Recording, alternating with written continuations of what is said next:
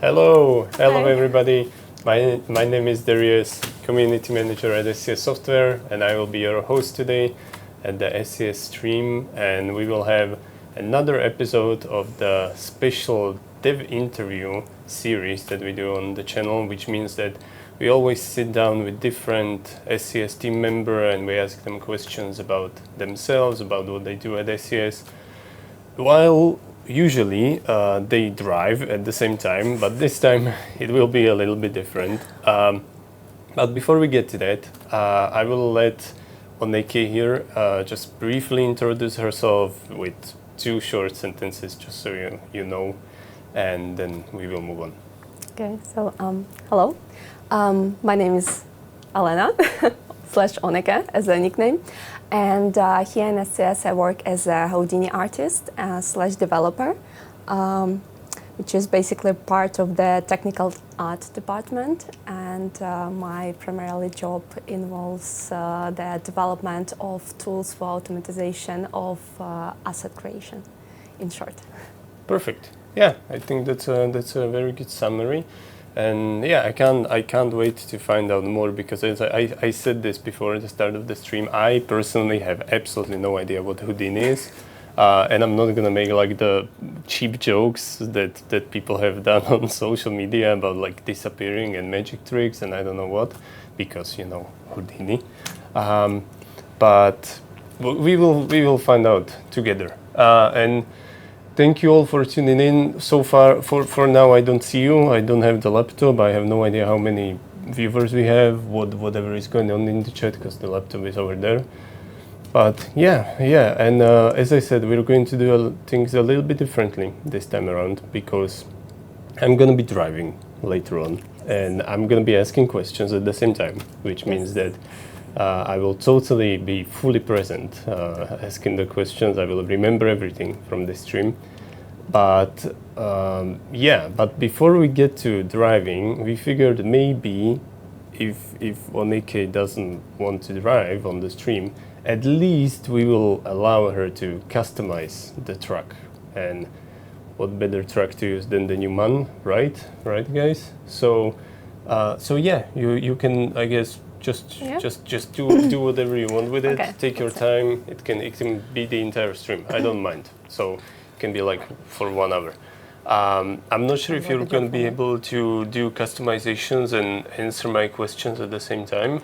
I'll try to. Okay. Depends perfect. which one will be more interesting. Okay. So while you are done with the customization, you can talk to us about, because the way we usually do it, we ask about the past, then we can kind of move to the present, and then we sort of hint towards the future, right? So tell us a little bit about your history, about like your previous work or education. What you were doing before SCS and stuff like that.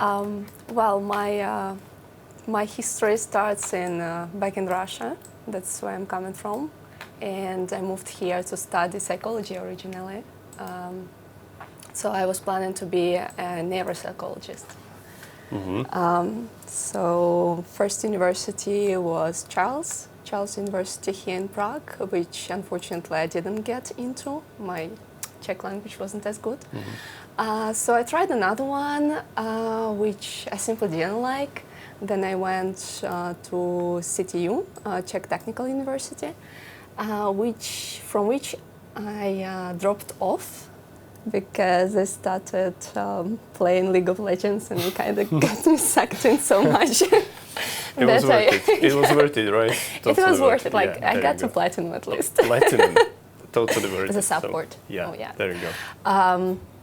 And so after that, I eventually got to my third try of studying, and it was again in Czech Technical University, and this time computer games and computer graphics, or games and computer graphics. And this one I finished, so I have a bachelor degree, and I almost finished my master's degree, but at the time when I was supposed to finish it, I started working here, and I kind of, again, dropped the school because this was more interesting. Was it because of LOL again, or No, was it no, because of the or? work. Because the work Okay. was just. So because I of don't the know. because of it SES. felt much better It's our fault. than the school in a way. Fair, yeah. That's- Yeah, I can see Benny behind the scenes doing something, and I hope we don't have any technical issues or anything, because I don't see the chat, so I hope everything's okay. But yeah, that's really interesting that you said the first university that you applied to was psychology, because I'm starting to, I'm seeing a trend here, That's cool. because I feel like a lot of people who work in video games industry started as like studying psychology. I don't know what it is. I said the same thing because Maggie was here, I think, a month ago or so, and she was studying psychology. And I was wondering, like, what is this? What is the psychology behind studying psychology and then working in video games industry? I wouldn't say there's much in common, actually. Like, I know a lot of people who study different things than games before joining. For me, it wasn't like the psychology in a way that I would just talk to people. I was actually interested in a more scientifically oriented one. And the choice for the games was mostly because I found a huge interest in programming. So and basically it just combines like programming part and artistic part together, and that was it for me. But I never lost the interest in psychology still, so I still read some papers, still kind of like try to be in touch with current events in the scientific field. That's really interesting. That's really cool, and I imagine that I have no idea what this thing is. studying pretty much like everything that you mentioned was really difficult. And especially like I don't know what I feel. What was exactly the third one that you finished? What's the exact name? Computer games and graphics. Computer games and graphics, and that feels like something new, right? Or no, it's been here for a while, like at Really? least in CTU. Yeah, it's not a new field. That's interesting, because I have a feeling that everything that has to do with studying about video games at the universities, especially in Czech Republic, is like it's slowly getting there, but it's not there yet. No, it's not, unfortunately. Like there wasn't much of a choice for universities here in Czechia for like the games specifically, and CTU was one of very few that offered such position. And it wasn't like entirely about games. Mostly we're studying programming and how to write games, how to program shaders and things like that. Very little of modeling or I don't know how to create a game environment and such. So this is something I picked up on my own during my own free time. Yeah, please don't leave the wheel No, on not the right side. side. No, thank I was you. wondering, like, which one would you prefer? No, if I'm Okay, the left one then. if I'm going to be the one driving later, then I prefer on the left.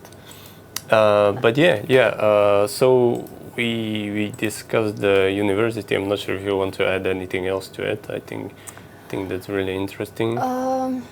Like I said that I dropped off my master's because of the work, and I just don't want it to sound as if the school was for nothing. I still learned a lot, and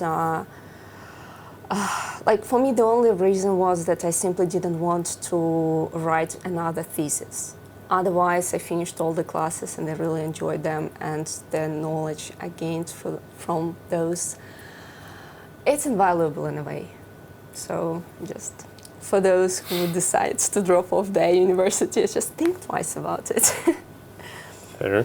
I guess that's all. And you finished the university, so the third one, you got your degree. Yes. And immediately you went to work for SES, or? Almost immediately. I already started my master's, and after the first semester I was contacted by my professor at the university, saying that someone from SCS found my thesis and the thesis was on the topic of creating procedural assets and modular design, which is like a very common way of designing assets for games, for AAA games especially. And that's how I got in. Basically, they were opening a position for Houdini Artists, and they decided to check first if there is maybe someone in the university who studied it or did something in it. And by chance, I was that one. And this is how I got in. But that's really cool. Basically started working while I was still studying, and for the next 2 semesters, I was doing both, almost 3 semesters. But that's really interesting. So you weren't actually looking actively for work at the gaming company? No, I didn't know much what I wanted to do, to be honest. Because when I was at school, I got, I had an opportunity to work for the project for Porsche, and another time it was for Skoda. It was something just creating basically working on the level design or fixing some assets in the projects that they had for testing cars. And that was it. And then I wasn't quite sure what I want to do, because I liked both the art and the programming, like the technical part of the games and development. So basically the job offer was huge luck. And at the same time, it opened my eyes on the career path I want to follow. But I find it amazing that we were doing so much effort to find somebody at an university who didn't even apply, right? I think that's great. I think that is amazing. And that was when? That was. Couple of years ago. When did you start at SES? In April, this April, it was 2 years. So exactly 2 years plus. How many months do we have? All right. Plus 3 months. Yeah. So. Not much. Did you bring any cookies for anniversary? No. Unbelievable. Would you believe that? I try not to even mention when it's my birthday, because I don't like celebrations much. But that's all right. I didn't bring any cookies myself, so that's all right.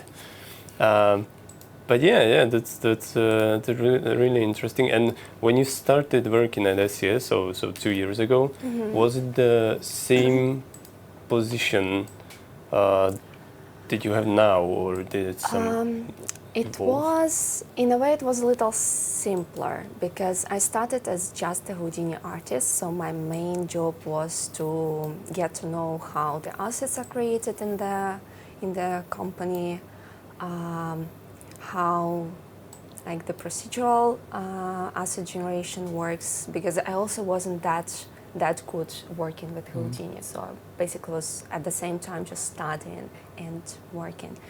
And after a year or so, I got involved with Maya and Houdini engine, so started programming a little, changing some things, and this is how it basically kind of got upgraded from being just an artist to also being a developer, which means that I also had to learn how to understand. I also had to understand Houdini and make changes in that software directly to help our pipeline. So did you? But yeah, I stayed on the same position to answer your question. So was it?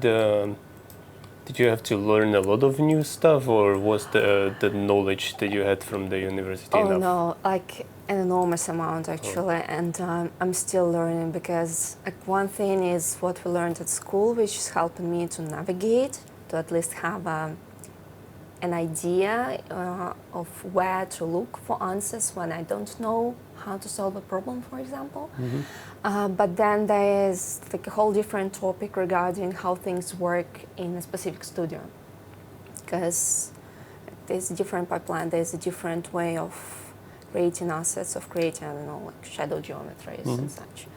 And then there's Houdini, which is, it's huge. You can do VFX there, different simulations, rendering, textures. It's not just about modeling, it's like a lot. And then the tools that we are creating, like the whole application that would be used in another software. So it includes all of a sudden UX design in a way, UI design and user experience. So I had to learn a lot, and I'm still learning, and that's like the beauty of it. All right. And since we're kind of already in the topic, can you sort of explain to us what your responsibilities are, like in detail, but not in too much detail? Okay. And I'm especially curious about like the Houdini stuff. As I said, I think this is the appropriate time to ask about it. And yeah, go ahead. If it's too difficult, well, that's fine. But go ahead. So basically, the main idea or the main reason why I joined or why I started working here was that we needed to create more assets and in a better quality assets. But there's only so many artists that can do that, and the time is valuable, and so I started with creating tools for generating those assets procedurally. And since our game is mostly about the environment that is viewed from the outside and inside of the city, like there are a lot of houses, this was the first thing that we started generating, like the buildings. But not in the same way as I guess many of the viewers might know, for example, from Blender and other softwares where they show like this procedural generation of houses where you just click few buttons and all of a sudden you have like a whole building with windows, everything, and then you click a few more and you have different variations. This is something that won't work for us because we are working with an actual world and buildings that are taken from that world. So it has to be flexible, it can't be just one style. And so what I'm doing is I'm creating the tools that are interconnected between each other that help artists to recreate those buildings faster and also keep some level of flexibility in the sense that if you may need more floors, it can be just generated automatically, more windows, different windows, and so on and so forth. And on top of that, since like the world, again, it's the real world, I also, for example, had to learn a little about architecture and how buildings are built or how roofs are built, which is also like extremely interesting. We even have two architects in our team who are helping me to understand better and to create the rules, because basically you just have to create the rules, the system of rules, and then based on this system, anything can be created. Mm-hmm. So does that answer your question? Like it is still a complicated topic, and without necessarily showing how it works and what it does, it's a bit hard to explain, but I think that if anyone just Googles procedural building generation, they might find what it looks like at least. And what we are doing is just going a bit deeper into generating not just the building from presets of pieces, just like putting them somewhere randomly, but we're actually building it from ground up with all the details. All right. So that was actually. So I'm just going to process this, and that is actually that is what the Houdini does, right? Or yes. Okay. Yes, that's what Houdini does. It has a node system, which is it's like similar to Unreal Engine node system. If someone is familiar with that, it's like basically coding but visually. But you can also code, meaning that you can literally just write code. and you see the output as a 3D mesh. And then you would like create an application that is that set of rules, the set of procedures, inputs, outputs going out.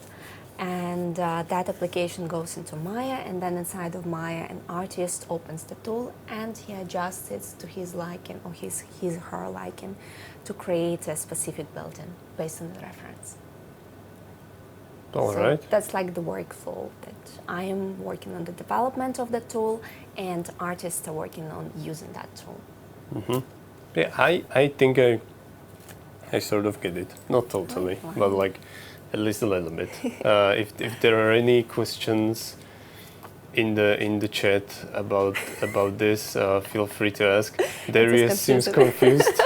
I mean, I know. It's just I think I just have a skill to explain my work in the most confusing way. No, I think the explanation was good. It's just it is very abstract in a way as well.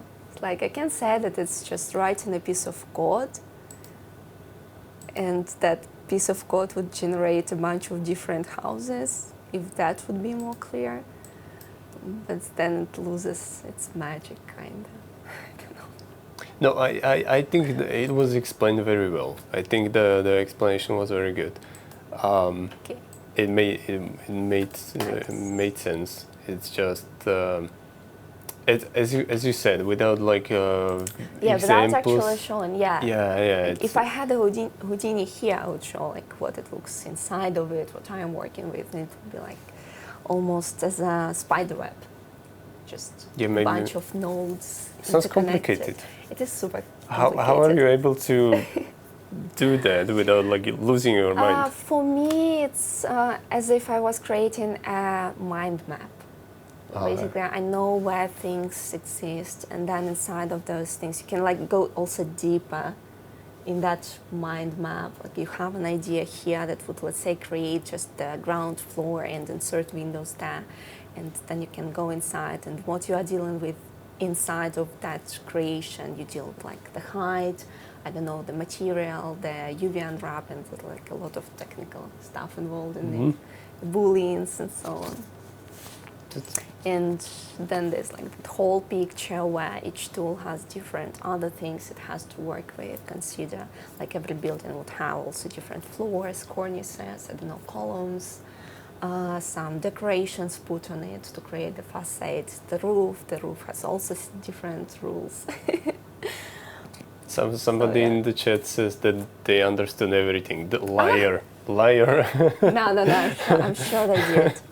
That's I'm sure possible. that those who at least saw Houdini once or saw I think procedural notes in Blender, they might have an idea of what I'm talking about. I think that is the issue here. That like I said at the start of the stream, and I told you before the stream that I absolutely don't know what Houdini is. I haven't done any research just because I was actually curious. I was curious to hear it on the stream. Yeah, and now you got so confused now that you won't even now look I'm at like, it. yes, blissful ignorance, right? It's better to not know. But I don't know. Maybe in the future or something we could do something like a special Houdini presentation or something. Special Houdini video. Oh yeah. Right? That would be maybe like why not? Yeah, I did that sort of presentation for students here once when they were visiting the when they were visiting us. And I showed them like what the tool looks like in Maya when an artist works with it, and then I showed what it looks like for me as a developer inside of Houdini, and the face was like, oh my god. I think a bunch of them were just extremely discouraged at this point. But do you usually do presentations like this, or no? It was the first one for me. Oh. Yeah, because we decided to show off a little since there was some progress made. So yeah, but it was nice. It was fun. Yeah, maybe you could do something like that on the stream in the future. I'll see. That would be interesting. I think that would interest a lot of people. There's a question maybe. Do you need blueprints, or how is the size of an object calculated? Oh yeah, so instead of blueprints, we do create the floor plan of the building. So like each building has a certain floor plan, and based on that, it like grows up. But that was the original thought. The buildings we are making now, they're a bit more complicated. So one blueprint or floor plan is not enough. There are also things like the outside parts, like some balconies, or just like those more modern architectures, if you think about them, they're super chaotic. So basically create multiple floor plans, combine them together, build floors on them using those generators, and then combine the outputs again together to create like the one single mesh. In the future, actually, I'm planning to have a different approach, because doing it by like creating the building based on the floor plan was my original thought, since I was like, coming from the architectural perspective, but it might actually be better to create like the block out of the building, which should be a bit more simple and less technical. All right. And also should be more flexible, because all of a sudden, instead of just XZ plane, like instead of one dimension, you have 2 dimensions in which you can modify the building and see its shape, see how it works, much better than just building it on the 2D plane. That's cool. I can tell that you know exactly what you are talking about. I think that is amazing. I think that's awesome. I envy a little bit the architects, especially the 2 people that we have in the team now, because they had an opportunity to study it, and I'm just trying to study it on the go. But it's an amazing field, in my opinion. And I don't want to put you under pressure or anything, but it's been almost 30 minutes. Oh my God! Oh right. Well, I will choose the one that I like the most. I think there was that cute doggo. I'll give it to you, and you can drive. And like I personally don't mind, and it's just so chill and it's so nice. Yeah, exactly. Just click in, and I see those for the first time. The art. It's amazing. Okay, where was the doggo? This one looks like a good boy. But the chat seems to be enjoying it anyway. So right, chat, you don't mind driving. You don't mind not seeing my amazing driving right now. I like the this tiger is better. as well. I think I'll keep the tiger. It's my favorite animal. I can tell you well. Fair. I guess I'll keep the rest as it is. Oh, okay. I don't know about the engine and all the other things that I put there. Okay, I guess not like this. So this try to go. This is exactly the reason why I didn't want to do this. We good. Yes. Good, right? Okay. That's the best of the driving I can do. Okay. Yeah. So and now I'm gonna click exit and don't save, right? Oh my God, no, please. after 30-minute preparation. All right. Confirm. Okay. It's beautiful. Yes. There it is. New mom. It has a lot of widths. I don't know if it's useful, but I thought this one looks like the coolest. The wheels, like, I can't really explain it right now in English, but when I'm gonna pick up some like easy cargo with this chassis here, everybody's gonna complain like why I'm holding easy cargo with these chassis. Oh, okay. But I'm gonna do it anyway, just to make everybody angry. This is just another example that I'm into architecture and not into cars much. It's fine. Hey, it's fine. It's okay. Listen, it's okay. But all right. Back to the topic. Yeah. Back to the interview. So we were talking about your start at ATS. About the position, what you do here. I'm not sure if you have anything else to add about the responsibilities, or if it was everything, if we covered everything. Yeah, I think that's enough. Like, there's not much point of covering everything. It's obviously there's a bit of switching between different sub-responsibilities, since I'm in the technical department, and I would just deal with not just assets and modeling, There are also textures involved and some optimization for the game. I don't know, in general, how to make it look better while keep it running fast enough, and so on. So I guess that would be it. That would be it from my side. All right, I'm just trying to figure out what we are going to hold. Something maybe like this. This works with the chassis, right? Chat. No one's gonna complain when I'm gonna hold this cargo with the chassis. No. Heaviest cargo. Nice. Yes. Perfect. and Benny shakes his head. I love it. Can I just answer the question real fast? Yes. So there was something about it's moving so fast. Well, it was something about researching the buildings and then creating them, unwrapping and things like that. So I'm not researching one building. I'm basically researching what are the rules of creating it. Like, for example, when you would build the roof, you would work with its slope, you would work with the material. There's like different parts, different boards, and those boards have rules between them when one is put and the other is not.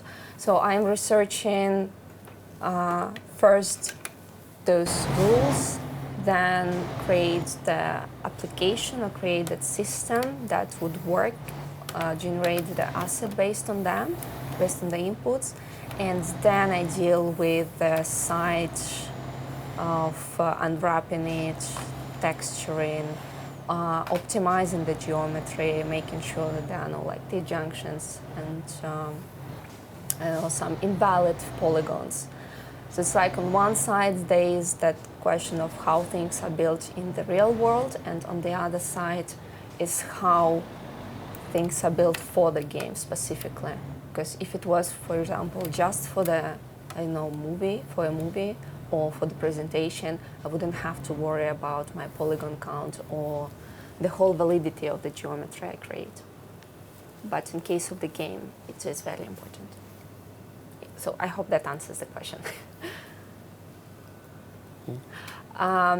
The landmark buildings are not necessarily hand-built. They also have some of the common features, like obviously they have walls, obviously they have roofs and windows. So there are parts that can be generated, and other parts would require those finishing touches from the artist. And we still have some, we cannot generate everything yet. There are things that always require an artist's touch, an artist's eye, like for example, some dirt or some, part of the facade that is destroyed. But most of the things can be generated, and that includes landmarks as well. But we are a small team right now, and we are just starting, so don't expect that all the buildings and all the content you see in the game is from the Houdini. It's not yet. But we are going there. How do people have this knowledge? How is that, seems so advanced. Where did you guys hear about this? See, another question. Yeah. So the hardest part is avoiding bugs caused by Maya, not so much the generators, because we have to work with Maya, and I don't know, it's like the engine for it is not well written, and it crashes sometimes, and then I have to compromise kind of some things that I would easily do in Houdini. I have to remove in order for the tool to run in Maya, and also to make sure that it won't crash randomly, because there would be some synchronization issue. But overall, now since we have the dedicated architects in our team, the process of finding the rules and making them work is actually easier, because I don't have to do the whole research myself. And then it's just on me to make sure that the tool is stupid proof. All right. I think we answered all of the questions, right? Yes, Or- but the questions are very good. but how? You can do so much. They're just generating Like, for it example, in for a town in ChatGPT. Street View to replicate the place, yes, it is possible. There are tools for that. You're welcome. Somebody says I drive bad. Ban that person right now. Benny, delete that comment right now. Thank you. I didn't think that's gonna work. And I do also use ChatGPT. It's actually the moment when it was available, I started using it because it helps enormously with Houdini, since there is like the Python and Vex, which is another programming language. And like for the prototyping and trying out the ideas, ChatGPT, it's an amazing help. Or it's just a lot of help when I can just write down the idea, the algorithm, it would generate it out to me as a code, and then I can try the code right away in Houdini, and saves time. Again, for me, this time, in this case, in the sense that I don't have to rewrite some very basic stuff all over again. But that's a very good question. I actually had that sort of as a side question about like AI, about using how much, if you can say how much we are using it right now, or if it progressed recently, or if you mean like here in SCS, how much we use it, or in general in the world? I think in general, like with what you do. In general, with what I do. Like for me right now, it's only, I know there's only that ChatGPT, and that it helps with doing some research, with programming, and that's kind of it. And it, like for example with Vex, it's not as good. It doesn't know the language that much because there's in general not that much resources outside, like online, and it also doesn't know Houdini that well. So it tends to make some mistakes. But once you know, like when it suggests you the function that doesn't exist, you can stop it. You can explain to it. It still helps. But that's like the maximum of the extent to which we use the AI right now. All right, and there's one important point that I'm kind of waiting to ask. I'm not sure if, or you don't have to name all the projects that you've been a part of or been working on ever since you started at SES, but I'm more curious, are you working on more on the ETS2 side or ATS, or is it like both at the same time? So at the moment we have assets from both ETS and ATS. Like we don't discriminate, we just get whatever is there for us to take from the pool of available buildings, and we try to create them procedurally. So there's a lot of projects, right? Because you have to do both games. Well, we're not doing games directly. We're just or a lot of work. A lot of work, yes, yes. And also, for example, I don't necessarily differentiate between the two projects, because for me it's still about the assets in the game, their look, their feel, their consistency in both visually and like technically on the geometry level. Mm-hmm. And what would you say was the project or something that you enjoyed the most in your time at SES? Well, my work, obviously. I enjoy my own work. Was there something in particular in your work, something like some sort of some sort of creation of something, and you really enjoyed that one, or can you recall anything? Well, like it might be a little stupid, but at the moment I enjoy a lot generating shadow geometries, which is, I think it's something specific for our game, that we have like an asset. let's say, a building, but that building inside of it has kind of like another building, which creates the shadow for that building.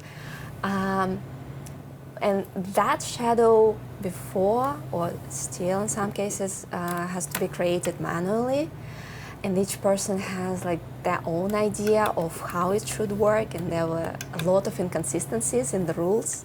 So for about a month I spent just researching, trying different ideas, trying to understand like how those two work in the engine, and then how to, and then at the moment I have like a prototype. I made a couple of variations already, and now I'm using a prototype that basically takes any geometry in and it, like gives out the very like clean, consistent, very optimized shadow geometry for the game.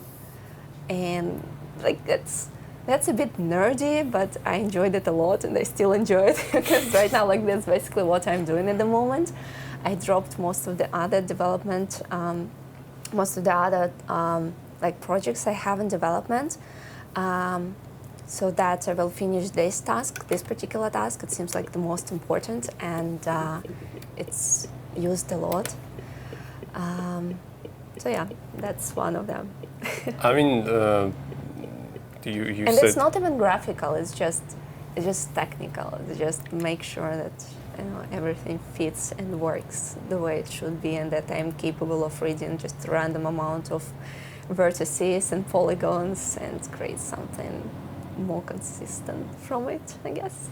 I mean, you called it nerdy, but I think that's really cool that you find enjoyment in something that some people, myself, don't really understand or know about yet. I think that's really awesome. I see there is a question. I'll just answer.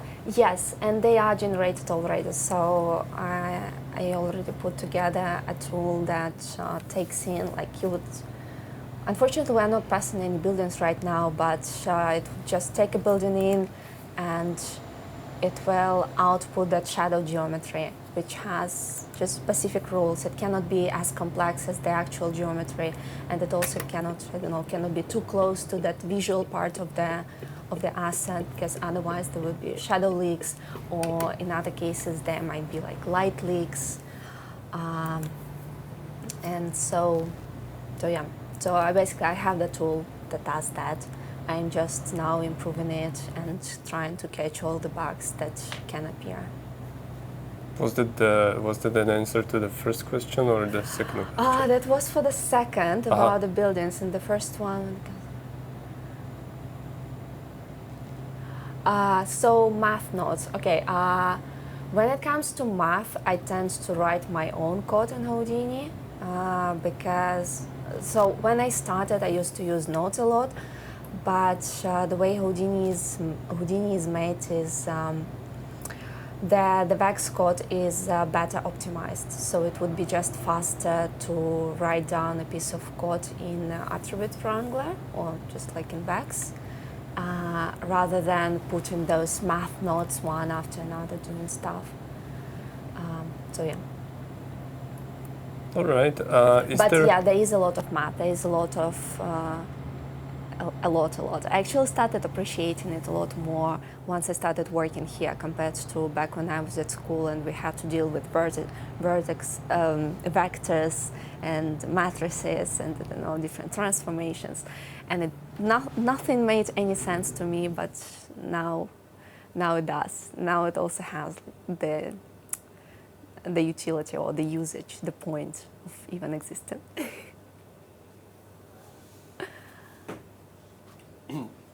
All right. Yeah, sorry, I had something very important to do. But yeah, I think that those were really good answers, and a little bit because you already said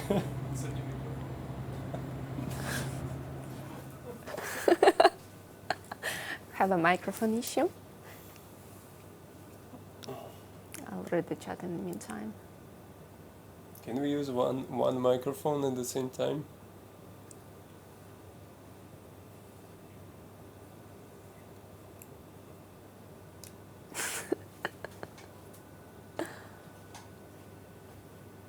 not working? No?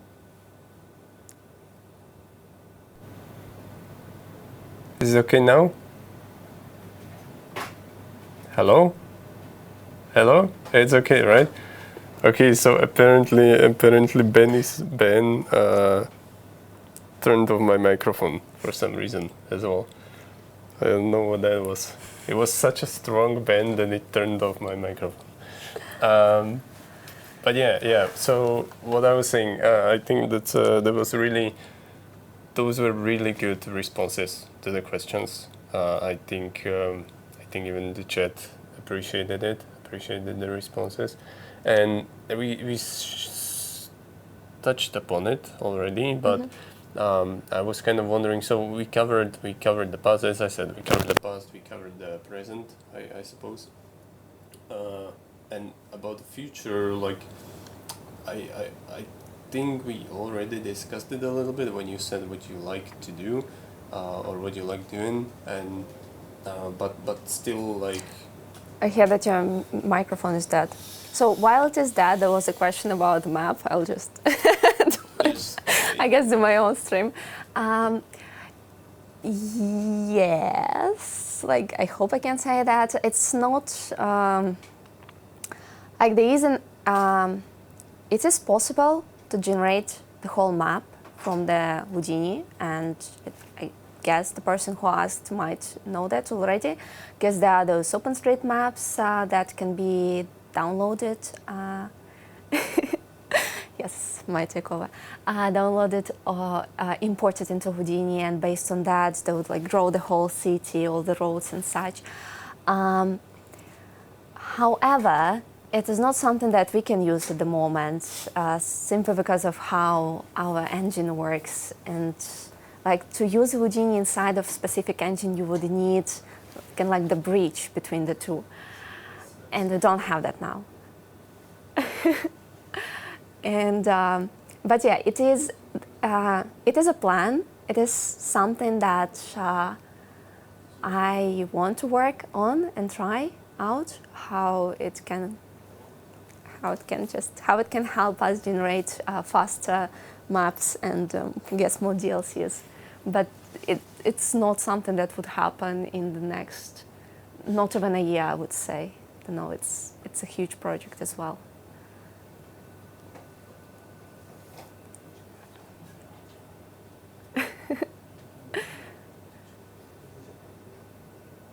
Oh yeah, the cookies. Maybe, I hope. I hope I will get some cookies. I'm actually quite hungry.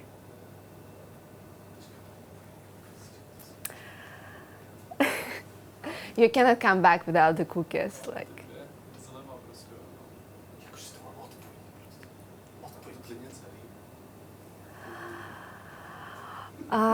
Who decides? I cannot answer that, unfortunately, because it's outside of my department. I guess whoever is in the production department, suppose. Maybe. Really, I'm sorry.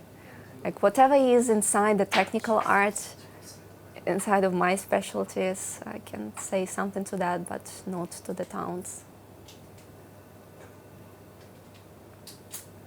No, the cookies are still not here.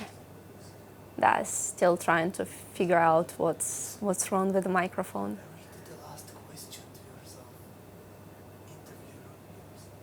Oh, I should interview myself, he said. So I guess I'll just take over the paper and the whole stream. Let's see, what are the last questions? So that was the project. What was the most challenging, what I liked? I guess that one I answered. Hello. Testing. I think you can just, you know. No, I think I don't have to be here. You don't have the cookies, you cannot be here anymore. No, I think that was great. Like my dream was always to do a solo stream. Thank you. My dream was always to do a solo stream on the SES channel, but I think you already achieved that. Too late. So yeah, never mind. Onekke's time to interview Darius. I'm gonna be a developer, artist / streamer.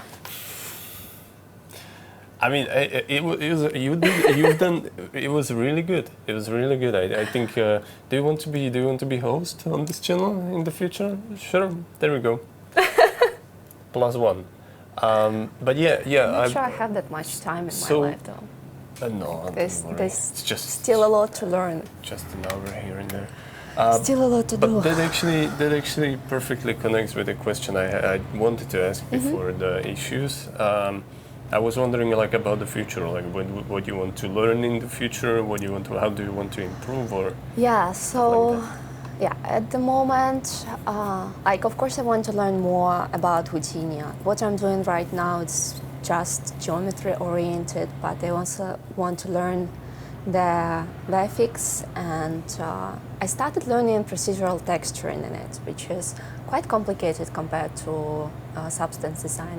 Substance design is another thing I want to learn. I kind of brushed it a little bit, tried, but I had a potato computer which wasn't able to handle it well, so I had to give that up. There's also Unreal Engine with which I worked a little bit, but then again, I tried Niagara, which is the simulation, the tool for creating simulations, and again, computer, it was just extremely slow, so I'm waiting, I guess, to just buy a new one and try that. I also participate in game jams sometimes, where I learn different stuff, like I can do animations in 2D or 3D, I can do level design, environment art, environment design, not art. I'm interested in lighting. This is something I don't know yet. So there's a lot of stuff. All of it, I guess, is in different ways games oriented, and I'm also still learning about psychology and philosophy. Those are another two fields. it's a lot of stuff, Yeah. a lot of things to cover. Not bored at least. But yeah, at work I guess Houdini would be always on the first place, because I have a bunch of tutorials and some schools, courses from the schools that I want to start. It's just, I have to figure out how to better organize my time so that I have enough for everything that I want to do. Sure. Yeah. Yeah, that was perfect response, I think, about the future. And I think we pretty much covered everything. I'm not sure if there's anything else you would like to mention, if there was anything that you wanted to mention before the stream and it wasn't mentioned. I don't know. I think I just talked so much right now that I barely remember my own words. I think it's and it's been a long day. Really good. I think it's really good. I think it was very educational, especially those who understand, those who understand in the chat. I think really appreciated it. And you can ask them later, like during the next stream or something. I can ask you later. Come on. Oh, me. Yeah. So, but we've covered pretty much everything, and all that we have left now is rapid fire questions. So that means that I ask a question and you can only respond with one word or one sentence, couple of sentences. Okay. And we discussed, we're not necessarily going to talk there about will be a discussion. trucks and the games themselves, right? But we will make it more general. So I had to cut out some questions that some people might be used to, and that is why this time I'm going to ask the absolutely best question first, and that is the question: what do you do first thing when you wake up in the morning? I drink a glass of water and I feed my cats. It's good. It's the first thing I have to do. Like glass of water, that's basics. But with the cats, you just have two cats and they scream a lot, unless they are fed. So I have to do that because my partner, he wakes up later. And I don't want to wake him up. So you're not a dog person, you're a cat person. I'm any animal person, but I like cats more simply because like you don't have to care that much for them, don't have to walk them. Although I walk my cats, I know they're more independent, and that just suits better my character and my lifestyle than the dog. Isn't it like they are independent, but at the same time they actually don't care as much as about you? No, that's not true. Like whenever I come home, both of them are there at the door, like, waiting for me, super excited. And when we are traveling with my partner, they also just sad and miss us. And when we come home, it's obvious on them that they missed us. Just super cuddly. They sleep with us. And, All right. I wouldn't say that they don't care. I would say that it's maybe some people think that cats don't care simply because they let them be on their own. But actually, if you give them some connection, some love and caring, they would actually answer and do the same. Can you say how many cats? I have two. Okay. Yeah, one is mine. I took it from the shelter, and another one is my partner's. All right. My mother has 3, and a dog. So I guess that's from whom I got that. All right. That's cool. Next question. Favorite food?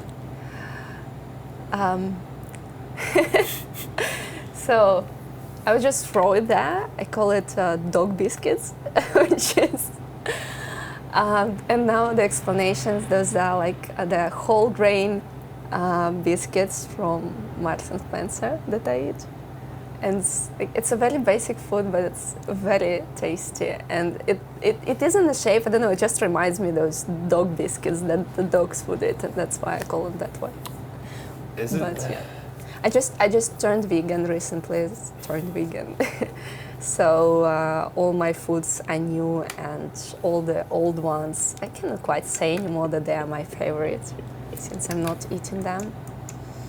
So that would be the one. I might know what you mean, but I don't know how to say it in English.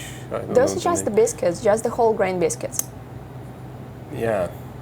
Just like, a dry biscuit, okay, nothing special. Fair. All right. You just have that strange shape of. I don't know. Okay. Next question. Of course, favorite drink. Alcoholic or non-alcoholic? I mean, we are family-friendly stream, so. Okay, I would say coffee then, which is, I guess, quite obvious. Specifically cold brew. I like a lot to cold brew now during the summer, and just an additional answer is that we even started our own coffee club here, like in the office with my colleagues, that each morning I brew different coffees. Each morning there is a different cold brew, and then we'll drink it and we'll taste the notes and discuss those. It's like a snob club in a way. Is there a tea club as well?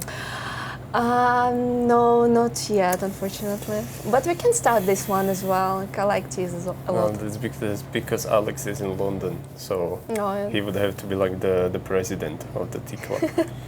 But never mind. Oh well. That's interesting to know that we do stuff like that. Yeah. How many SCS members are like part of the we made it club? Like it's a bit exclusive or VIP. I don't know. So it's like we're just 5 people, me including, and that's enough. It's also 5 is a good number because I cannot make more of the cold brew. I just have a limited amount that I can brew during one day. So 5 is just right, and they're close friends. So it also brings some extra flavor to the morning routine in the office. I would like to announce that I'm starting Energy Drinks Club. if anybody is interested. Oh yeah, I have a colleague on. I can recommend you. Oh, there you go. So there would be at least 2. So yeah, Benny is already in. So we are 2. There we go. But that was a good response, I think. Favorite music? So at the moment I'm listening to instrumental indie. So I would say, I guess, this one. Otherwise, I listen to different genres of rock. I don't know, lo-fi sometimes. What else? Yeah, I don't know. Just Do you have like a bunch. favorite song, if you can say, if you're able to say? Well, I used to sing a lot the Wonderworld from Oasis. I learned that back when I was in like the primary school or something, and it just got stuck with me.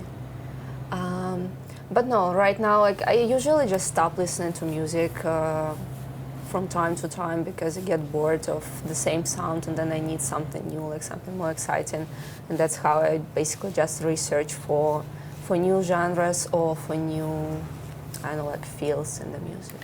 And at the moment, is that indie, specifically instrumental. All right. Favorite movie? I would say Oppenheimer, because it's just the most recent that I watched, and it's like the art and the psychology of it. It's like I loved it. I felt absolutely in love with it. Although I also felt like my eyes were about to melt at some points during the movie. Have you seen Barbie as well? Have you No, I been to haven't. like Barbenheimer? No, two movies at the same time. I mean, not the same time, but like one after another. No, I Okay. haven't. But I'm going to the Oppenheimer tonight again for the second time. Oh, so it's really, it's that good that you want to see it twice. I liked it, yes, I liked it. Like it made me Interesting. cry on many occasions. It's just that combination of lights and sound. It's very psycho in a way. It's just it puts you in a certain mood, in a certain way of feeling and experiencing. So yeah, it's a All right. very deep movie in my opinion. And then because you like Oppenheimer, that means that your favorite game is Fallout, right? Actually, no. Oh. I tried to play it, but it was too scary for me. Okay, so My yeah. favorites, I have just a few favorites actually, because I don't play games much. I tend to start studying them instead, so that usually ruins the fun in a way. But I played Witcher 3 a lot. I got PlayStation recently, so I also started playing Horizon Zero finally. Then there's also Disco Elysium, which is again a completely different genre of a game. And as a kid, I used to play Sims, a lot of Sims, simply because I was a lot into the interior design. So it's just mostly designing, then play a little, just see how the thing works, and then drop the game completely. Would you say it helped you playing Sims and for like design stuff and building? Not really. I was just enjoying it, and it was faster than modeling myself. Fair. Oh yeah, and of course League of Legends, since I played it. Yeah, that almost ruined my life. But you don't play League of Legends anymore. I don't play it anymore because I got bored of it, and I know just got bored, I guess. I don't feel anymore that I have that much time to invest into it. To invest in any game actually, but when I feel like it, nowadays Horizon Zero. Oh yeah, also Stray, obviously, cats. Yeah, that makes sense. Yeah. PlayStation, PC, or Xbox? I have all of them, so I would say all of those. Well, I don't play on computer. Wait, you asked PlayStation or Xbox or PlayStation, PC, or yeah. Xbox? So yeah, on PC I used to play a lot. It was quite convenient. Xbox, yes, like why not? But I would say that my favorite right now is PlayStation, simply because most of the games, most of the titles that I would love to try, and I have at the moment, and I'm playing are on PlayStation. So. All right. And this sort of trick question, I suppose. Final question. One thing you like the most about ATS? I would say people. Just people. No, I have really amazing colleagues here. And I know all of them motivate me, make me learn things, and it's a super relaxed and pleasant environment. I know we have a lot of fun in our department. For example, we started Mortal Kombat tournament. Just when we need to relax a little from work, we play Mortal Kombat. and now I'm in the semifinals. All right. So fingers crossed that we'll get to the finals. You should stream it or something. Maybe. Well, we are not that good yet, but I'm getting there. So yeah, the people, they're just amazing, and working here, it's a real pleasure thanks to that. All right. There's one question which I realized I didn't ask throughout the entire stream. I don't know why, and that's the nickname. Nobody asked, even in the chat. I totally forgot what the nickname actually means. Onekke. Nothing. I just I once installed the game on my phone, and there was again that like choose a nickname for your character, and I just put a bunch of basically just sounds together, and it sounded like Onekke. That's it. Someone told me, a friend of mine told me that in Japanese it means like a wind or something. I don't know how he. No, if it's true or not, never checked, but that's all. All right. Very simple, no huge story behind that. All right. Yeah, Onekke, there's an artist also called Onekke with 1K, at least from what I googled. So it seemed to be used, but at the time when I've chosen it for myself, I didn't know, I just selected it. Oh, sleep. Okay, someone says it's sleep, so I guess it's sleep. That's something I'm not getting enough. All right, and yeah, I think we've covered pretty much everything. I think it was very educational, I would say. If you have any final words for the viewers, or if there are any more questions in the chat, feel free to ask them.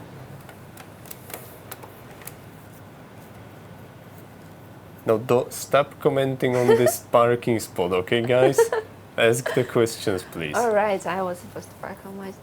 How much did Darius understand? Yeah, tell us. Everything, 120%. So that means that I understood 100. What's Houdini Artist? Okay, let's see. So what's Houdini Artist? Houdini Artist is basically the person who works with Houdini to create 3D content. That would be the easiest.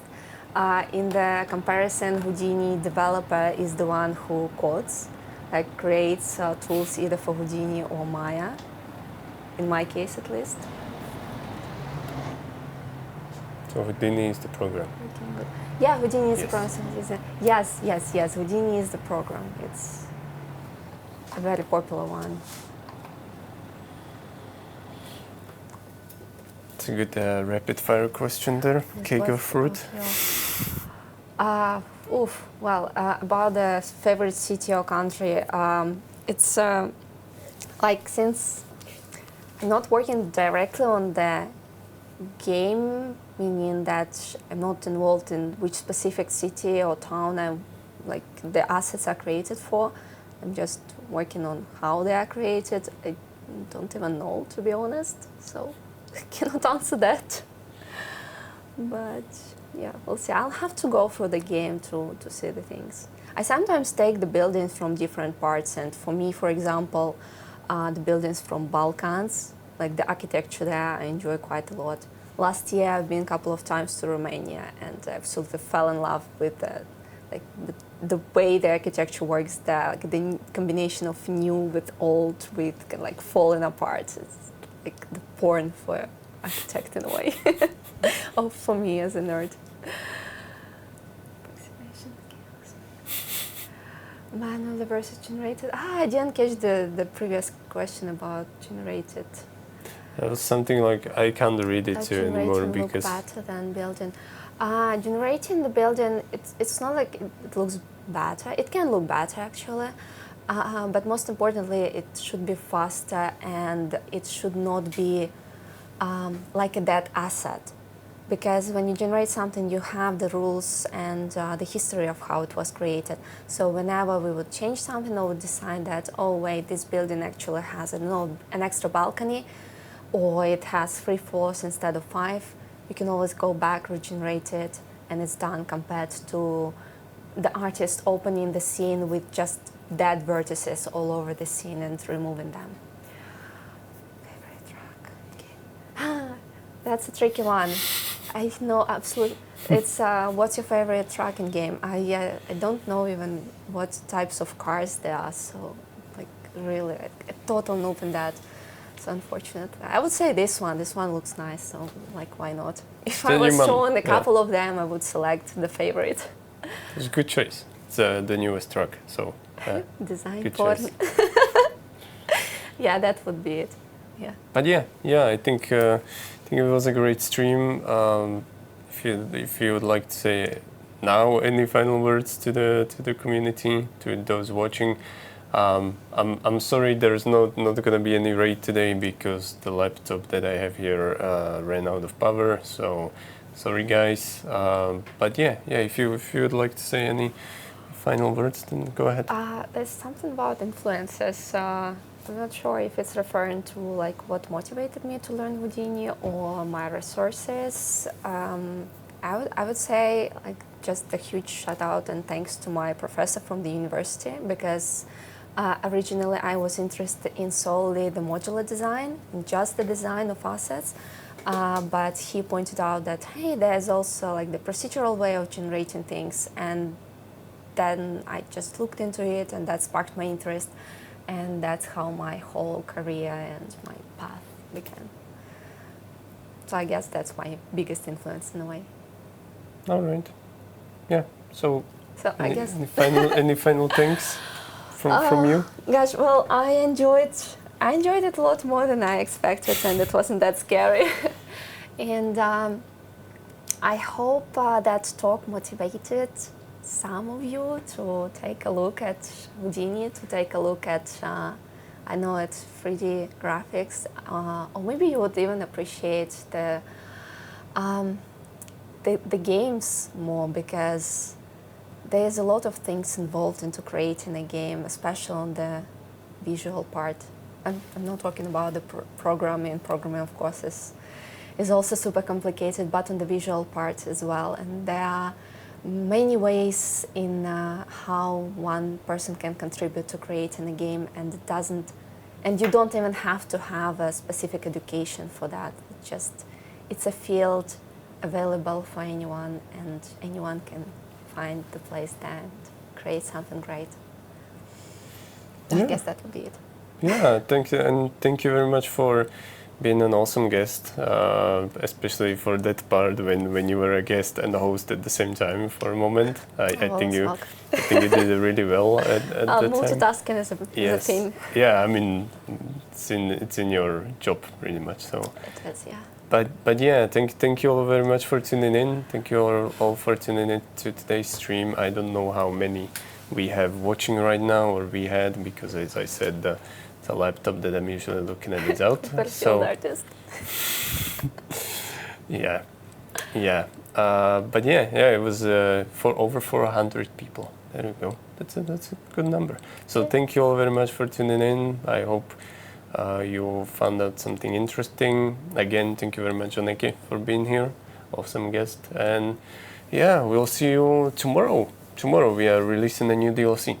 So are you going to be at the party tomorrow? Yeah. There you go. So tomorrow. They said that there is a vegan burger, so I'm coming definitely. So tomorrow, if there's going to be like a camera, maybe you will see Onekke there. There you go. Yeah. Okay. Yeah. But thank you very much. Thank you for watching, and hopefully you'll have a nice rest of the day, morning, evening, or whatever it is for you. We'll see you tomorrow. See ya. Bye bye.